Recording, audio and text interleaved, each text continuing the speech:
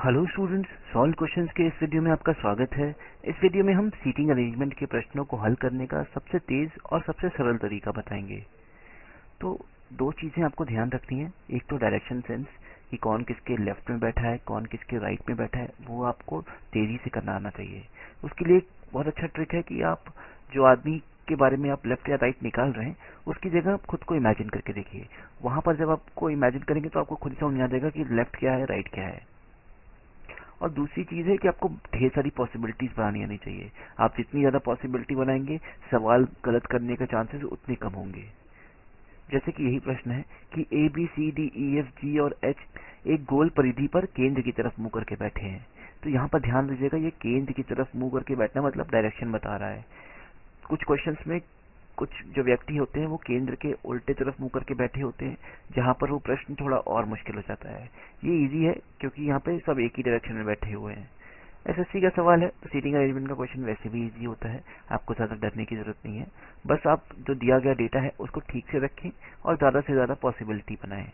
जैसे कि पहला कंडीशन क्या है कि एच क्या है, वो बी के बाएं से चौथे स्थान पर और एफ के दाएं से दूसरे स्थान पर बैठा है।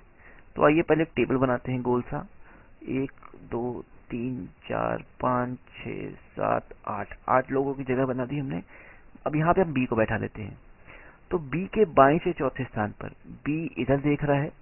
तो आप इमेजिन करिए कि आप इधर देख रहे हैं टेबल की तरफ, तो आपका लेफ्ट क्या होगा, वो इस साइड होगा। तो इस साइड से हमें चौथा स्थान ढूंढना है। पहला, दूसरा, तीसरा, ये हमारा चौथा है। यहाँ पे एच बैठा दिया हमने। फिर क्या बोल रहा है कि एफ के दाएं से दूसरे स्थान पर है।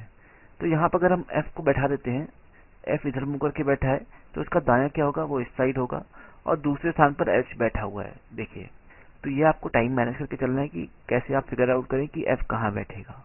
अब आप यहाँ पे ट्राई करके देखते, यहाँ ट्राई करके देखते, यहाँ ट्राई करके देखते, उसके लिए टाइम वेस्ट होता है। लेकिन अगर आपका डायरेक्शन सेंस अच्छा है तो आप तुरंत ही एफ को यहाँ बैठा देंगे। अब हम दूसरी पॉसिबिलिटी अगर बनाएं, मान लेते हैं हमने बी को यहाँ बैठा दिया, तो बी का बायां यही है और एच कहाँ बैठेगा, 1 2 3 4, एच यहाँ बैठ गया। तो एफ और एच के दूसरे स्थान पर एफ है। तो ये हमारी दूसरी पॉसिबिलिटी हो गई। तो पॉसिबिलिटी नहीं की हो रही है, ये बेसिकली क्या हो रहा है कि आप ये पूरा टेबल क्या है वो इस डायरेक्शन में घुमा रहे हैं। तो जैसे जैसे घुमाते जाएंगे बी, एच और एफ भी घूमते जाएंगे, लेकिन इनके बीच में जो रिलेटिव जो पोजीशन है वो मेंटेन रहेगी। तो आप पहला डायग्राम ही लेके चल सकते हैं क्योंकि यही पॉसिबिलिटी एक ठीक है। बाकी भी पॉसिबिलिटीज की तरह सेम ही होंगी, बस ये क्या है, इस डायरेक्शन में घूमते जाएंगे ऐसे पूरा। तो आपको उसका ध्यान नहीं देना है। अब हमारा दूसरा कंडीशन है कि ए सी के बाएं से तीसरे स्थान पर है, जो कि एफ का तुरंत पड़ोसी नहीं है। तो यहाँ ध्यान देने वाली बात है कि ये जो एफ का तुरंत पड़ोसी वाली बात हो रही है वो सी के लिए हो रही है, ना कि ए के लिए हो रही है। तो क्वेश्चन को ध्यान से पढ़ें। तो यहाँ तो क्वेश्चन के हिसाब से सी यहाँ नहीं बैठ सकता क्योंकि पड़ोसी बन जाएगा एफ का, यहाँ नहीं बैठ सकता क्योंकि यहाँ भी पड़ोसी बन जाएगा। सी के लिए ये तीन जगह है, इधर वाली, लेफ्ट वाली। तो अगर हम सी को यहाँ बैठाएं और सी का बायां क्या होगा, इस तरफ होगा, तो बाएं से तीसरे स्थान पर तो एच ऑलरेडी बैठा हुआ है, तो ए कहाँ बैठेगा। इसके लिए इसका मतलब क्या है, ये सी क्या है, वो गलत जगह बैठा है।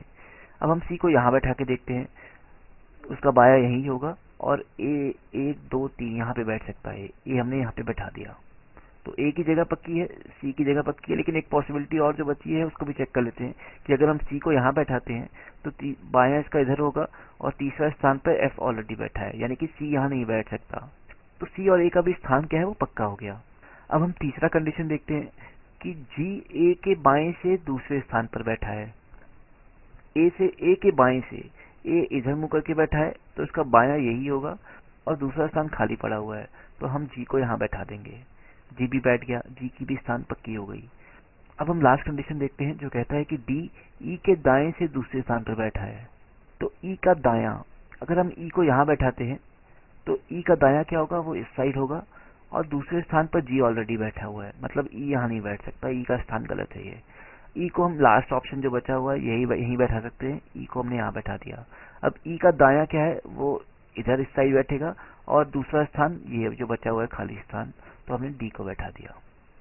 अब देखिए सब कंडीशन भी ट्रू हो गई और सारे जने जो आराम से बैठ गए अपने टेबल पे, तो हमारी सीटिंग अरेंजमेंट क्या है, वो कंप्लीट हो गई है। अब हम प्रश्न देखते हैं, ए के बाएं से तीसरे स्थान पर कौन है। तो ए कहाँ है, ए भाई साहब यहाँ बैठे हैं, उनका बायां क्या होगा, इधर होगा। तो तीसरे स्थान पर कौन बैठा है? पहले पे एफ है, दूसरे पे जी है, तीसरे पे क्या है? बी है।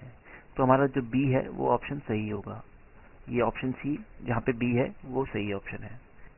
अब इसी के साथ जुड़ा हुआ ही दूसरा प्रश्न है।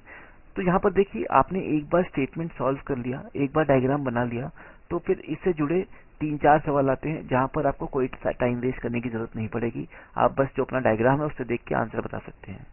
तो इन सब प्रश्नों में सीटिंग अरेंजमेंट में यही फायदा है कि आप एक बार स्टेटमेंट सॉल्व करिए और 3 से 4 क्वेश्चन का टाइम बचा लीजिए। मतलब कि क्या है कि आप एक ही क्वेश्चन में, एक ही स्टेटमेंट में आप 1 से 1.5 मिनट दे सकते हैं। तो इसीलिए सीटिंग अरेंजमेंट के प्रश्नों को छोड़ा मत करिए, बस थोड़ा सा कॉन्सेंट्रेशन से काम करेंगे तो आप सवाल को आराम से हल कर लेंगे। अब पूछ रहा है कि एच के तुरंत दाएं कौन बैठा है। तो एच के तुरंत दाएं हम देखें, एच ये हमारे इधर मुंह करके बैठे हैं और इनका दायां क्या होगा? अगर आप एच की जगह खुद को इमेजिन करें तो आपका दायां होगा इस साइड। तो एच के तुरंत दाएं ई भाई साहब बैठे हुए हैं, तो हमारा जो ऑप्शन ई है वो बिल्कुल सही हो जाएगा। तो देखिए, सवाल बहुत आराम से हल हो गया। यहाँ पे हमने डायग्राम पहले ही बना लिया था, तो सवाल में कोई टाइम नहीं लगा। तो थोड़ा सा कंसंट्रेशन बनाइए, डायरेक्शन सेंस को स्ट्रांग रखिए, नंबर ऑफ जो पॉसिबिलिटीज हैं वो बनाने की कोशिश कीजिए, तो आप प्रश्न में कभी गलती नहीं करेंगे। तो इतना ही था हमारे वीडियो में। बाकी और भी ढेर सारे वीडियो हैं, आप उन्हें देखते रहिए, उनसे सीखते रहिए और हमारे साथ जुड़े रहिए। सफलता आपको जरूर मिलेगी। धन्यवाद एंड गुड लक।